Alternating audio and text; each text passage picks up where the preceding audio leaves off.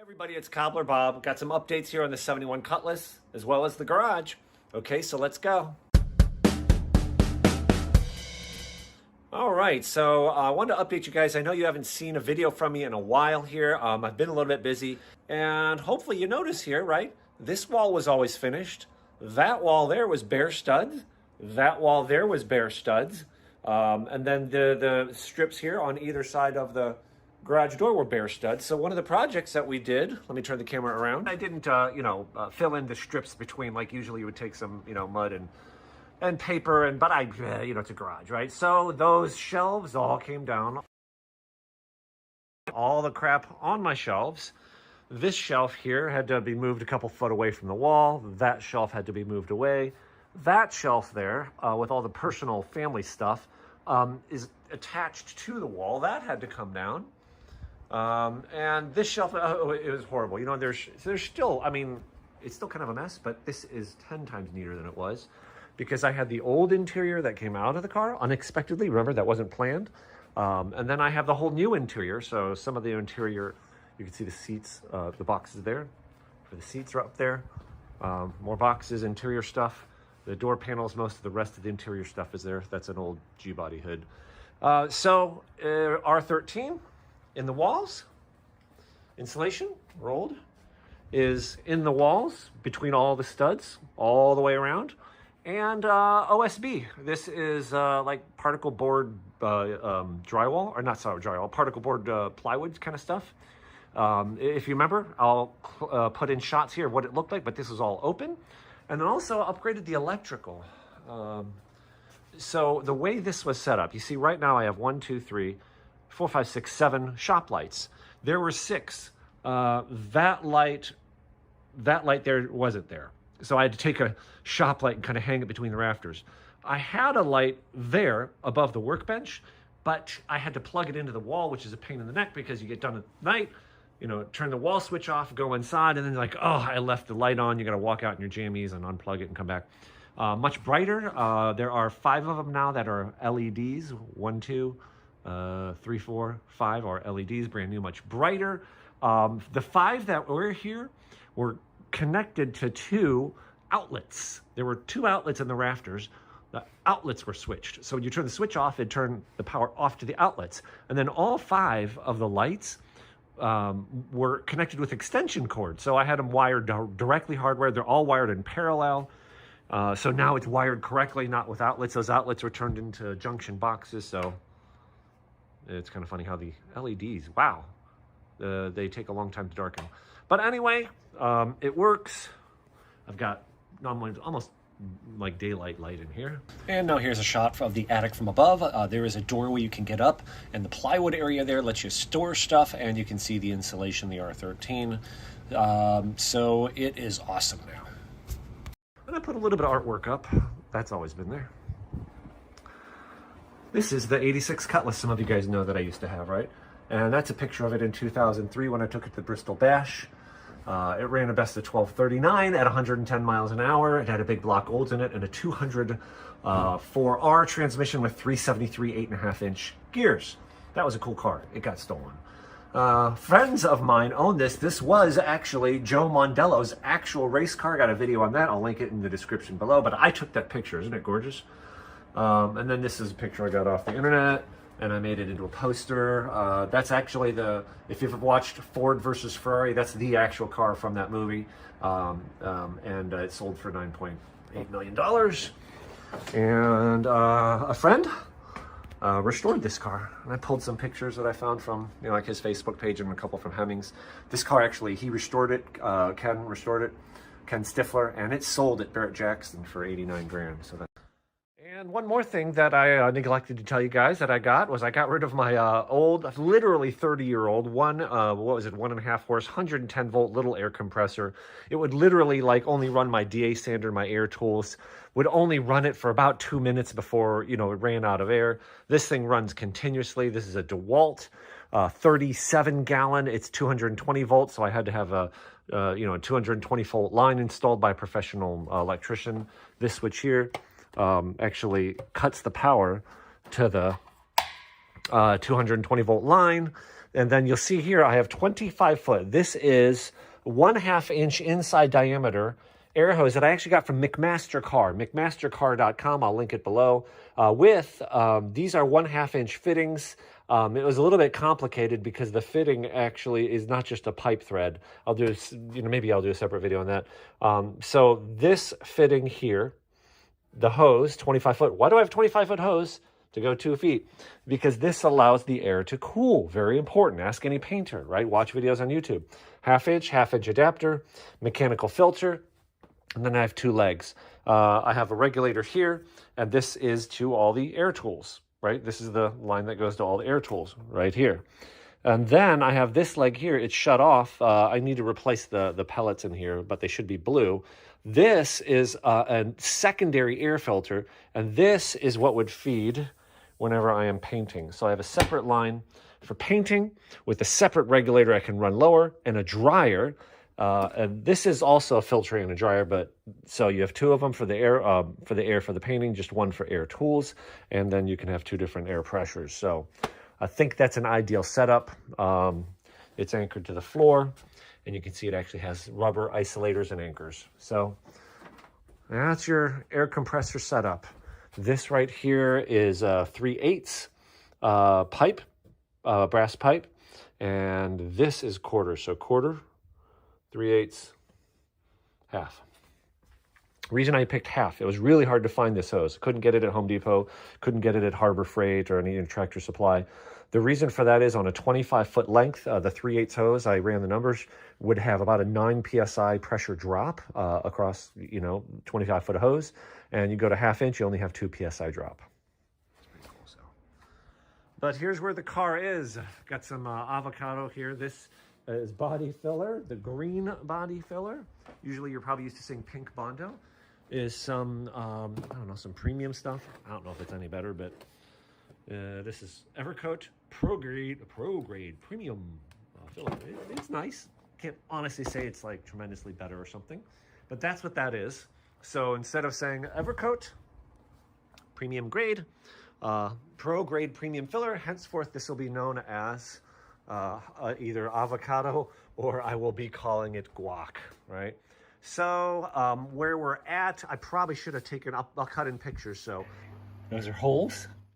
I found expanding foam coming up between the A-pillar and the dashboard. This is filler. My God. Yeah, this is getting worse. Another hole. And look at this, more Duraglass. These are straight up covered holes with filler. I think I have my battle plan. The X means areas I'm going to remove.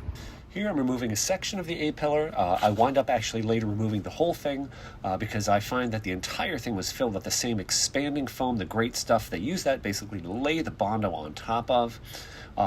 So here is removing the floor pan. The passenger side had already been removed or replaced years ago. So I'm sectioning out basically the front half of the driver's side floor pan. I get a brand new stamping half floor pan from Summit Racing Equipment from AMD. It's an excellent piece. And here I'm cleaning out the metal underneath.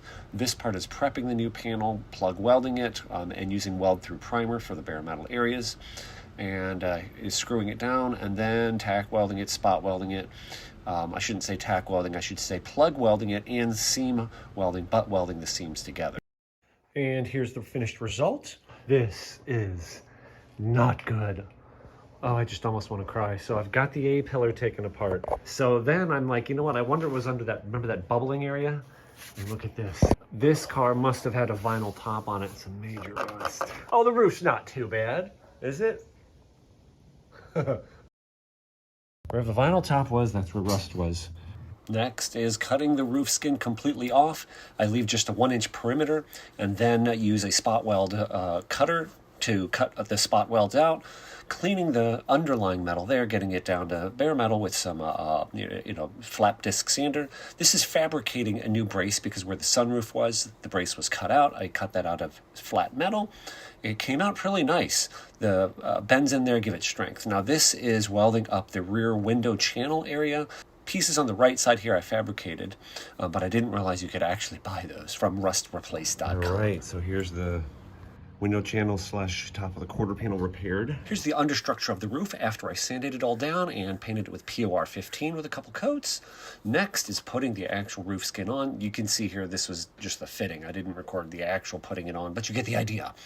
Putting the roof skin on, checking the fit, welding on the A-pillars, tried to replicate, if not put more than the factory spot welds. This is welding up the B-pillar area. This was actually pretty tricky because you have to be very careful about getting that roof skin to mate up with the curvature of the B-pillar. You can't just slap it on there.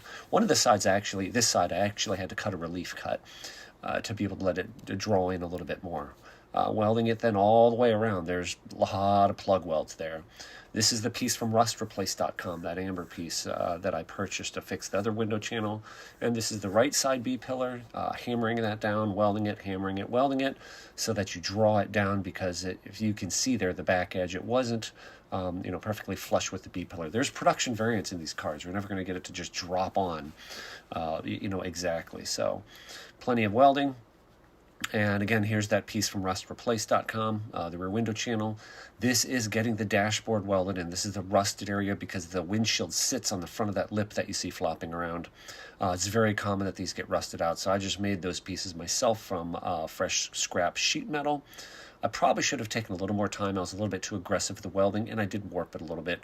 Not a huge deal. It's a dash. I'll cut in pictures, but so the roof was welded to the quarter panel. The strip in between was welded, filled with weld, I should say, and then filled with a layer of this stuff. This is Bondo Dura Glass waterproof filler. It's pretty rough, though. You don't use it on the outside, but it is stronger. And then the filler, and when I switched, that's why you see some pink. That is the Bondo filler, kind of ran out. So I got this premium grade stuff, the guac. For the rest of it, this is kind of, it's almost ready. You can't feel it, but can you listen? Can you hear it's still kind of tacky, like it's not set yet, so it's not ready to sand. You can tell because when you touch it, it shouldn't stick to your finger at all. So I'm trying to knock down some of the, some of the really small, now I'm getting into block sanding now and finding some low areas. I'll show you how that is done. I'm using guide coat. And this is a dent. I'll also cut in pictures here. Okay, this is embarrassing, but I'll tell you. So we dropped something on the roof of the car, and you can see here that dent kind of going front to back. Just right in the middle of that fresh roof panel. Drove me nuts. So what I did was I took a piece of, I think this is 3/16 inch thick steel bar. You can see I ground kind of a round on the end of the bar as well as a taper on it. And then I went inside the car, and that's the bar. I stuck it in between the roof skin and the understructure because there is a gap at the backside. I put a bend in it so that I could kind of make it as a fulcrum. I tried to be careful with it, and you can kind of see the result here. I'm pretty happy with it.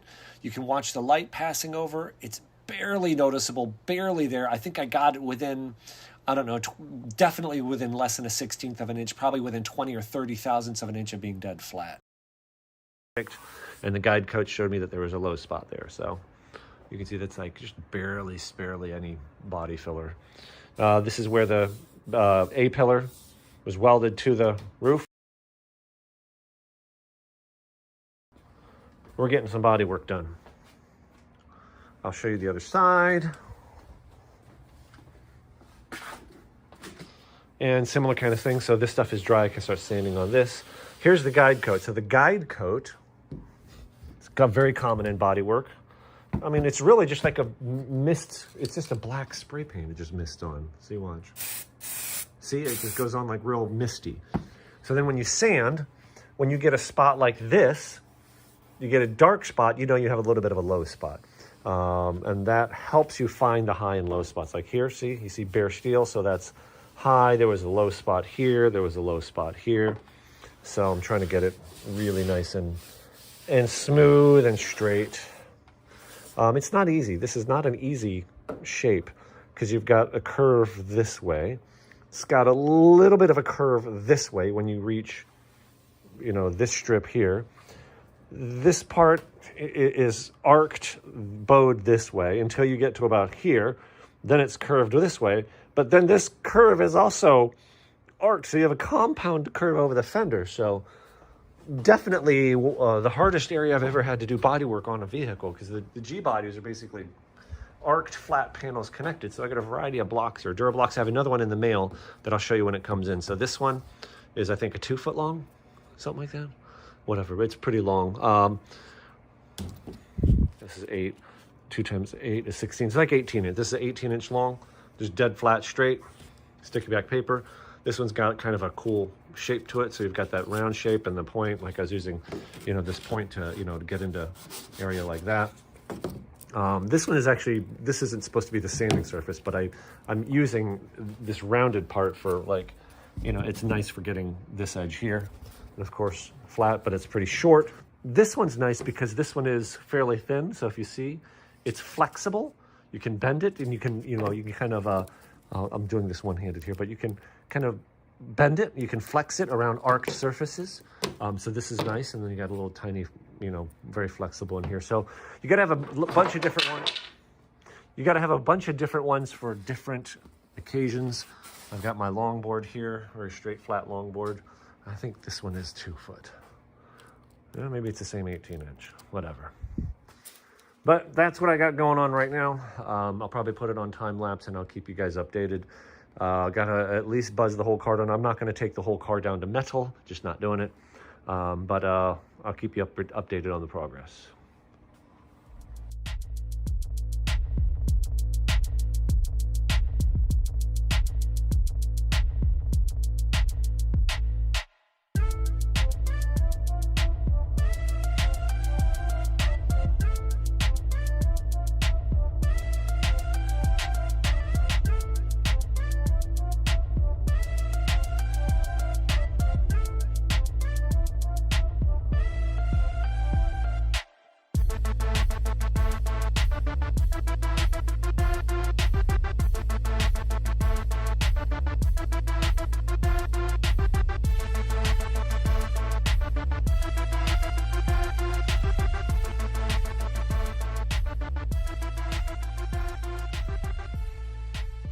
Here's a little more progress. I removed the trim from the back of the trunk lid there, that Oldsmobile logo.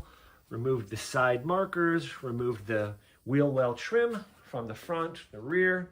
You can see the wheel well trim, I don't know if you can tell it, it's right there. Stacked it all up. Took the door panel, interior brown door panel off. You know, so there's some of the hardware removed. Tagging it, right, you know, bagging the stuff. Oh, there's the emblems. And so that lets me take this strip off the top of the door. Next, I think I do need to take the bump strip off, but making more progress.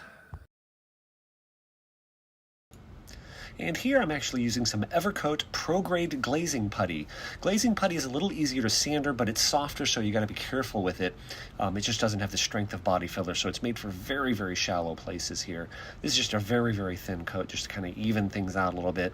I decided to cover the whole thing rather than just the low spots, because I felt like if I just covered low spots on that side, I would wind up just making bumps where the lows into highs. I'm going to show you this tool that I'm using here. This is pretty cool. It's a different kind of sander that I've never seen, never used before. I'll get to that in a minute. But again, just trying to get it really nice and smooth and flat. Blocking, checking it. You know, it's nothing special here. I know I'm not the best at this. I think I can get a good result, but the pros will get it the better result than I would in probably a third of the time. So